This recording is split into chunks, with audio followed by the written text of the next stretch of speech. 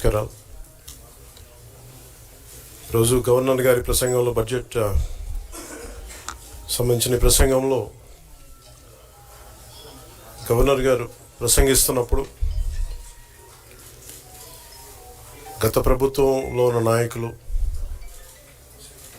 వారి సభ్యులు చాలా హుందాగా గవర్నర్ గారు ప్రభుత్వం తరపున ఆయన సందేశాన్ని తీసుకెళ్తున్నప్పుడు వారు చేసింది ఏమాత్రం సబబుగా లేదు. గవర్నర్ గారు గత నెల రోజులుగా ఆయన ఆరోగ్య పరిస్థితి బాగా లేకపోయినా కానీ కంటిన్యూస్గా తీవ్ర జ్వరంతో బాధపడుతున్నప్పటికీ కూడా ఆయన ప్రత్యేకించి వచ్చి ఆయన ఈ రోజుని చాలా ఘనంగా, చాలా బలంగా ఈ మెసేజ్ని ఇచ్చినందుకు ముందుగా గవర్నర్ గారికి మా ప్రత్యేక ధన్యవాదాలు. గవర్నర్ గారి ప్రసంగంలో వైసీపీ అగ్రనాయకత్వం కానీ, సీనియర్ నాయకులు కానీ, వారి ఎమ్మెల్సీ సభ్యులు కానీ గవర్నర్ గారి ప్రసంగం పత్రులు చించేయడం కానీ, లేదంటే వారు ప్రత్యేకించి డిమాండ్ మాకు ప్రతిపక్ష హోదా ఇవ్వాలి అనేది చాలా బలంగా మాట్లాడుతూ వచ్చారు. ఇది అడిగితే వచ్చేది కాదు, అది ప్రజలు ఇస్తేనే వస్తుంది.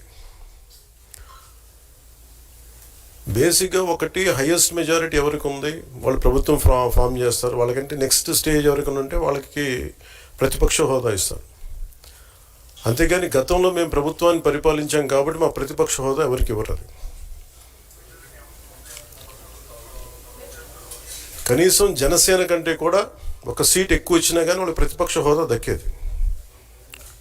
ఈ రోజున ప్రభుత్వంలో second largest party Janasena. So దాన్ని ప్రజల దృష్టికి తీసుకొద్దాం. వైసీపీ నాయకులు వాళ్ళు చేస్తున్నారంటే మాకు ప్రతిపక్ష హోదా ఇస్తే తప్ప మేము అసెంబ్లీలో అడుగు పెట్టాం, లేదంటే ప్రసంగాలను అడ్డుకుంటాం అని ఇది సరైన మెసేజ్ బయటికి వెళ్దాం. ఇది సరైన విధానం కూడా కాదు. ఇది ప్రజలందరికీ తెలియజేయాలనుకున్నాం. ఇది ప్రతిపక్ష హోదా ఏ పరిస్థితిలో వస్తుందంటే మీకు రూలింగ్ పార్టీ కంటే కూడా అత్యధికంగా ఇంకొక సీట్లు వాళ్ళకంటే మీరు వస్తే దాని తర్వాత స్థానం మీకు వస్తే ఖచ్చితంగా ప్రతిపక్ష హోదా వాళ్ళకే ఉంటుంది. 21 సీట్లు ఉన్న జనసేన, 11 సీట్లు ఉన్న వైసీపీకి ప్రతిపక్ష హోదా ఎలా వస్తుంది? మేము వస్తే తప్ప మేము అసెంబ్లీకి రాము, ఇలా గవర్నర్ ప్రసంగాలను అడ్డుకుంటాం అనేది ఇది సరైనది కాదు. ఇది ప్రజలందరికీ కూడా తెలియచేస్తున్నాం ఈ సందర్భంలో. అందుకని ఇది భవిష్యత్తులో కూడా మేము కోరుకునేది వైసీపీ నాయకుల్ని, మీకు ప్రతిపక్ష హోదా ఇవ్వకపోయినా ప్రజలు మీకు 11 సీట్లు ఇచ్చారు, దాన్ని గౌరవించి మీరు అసెంబ్లీకి రండి.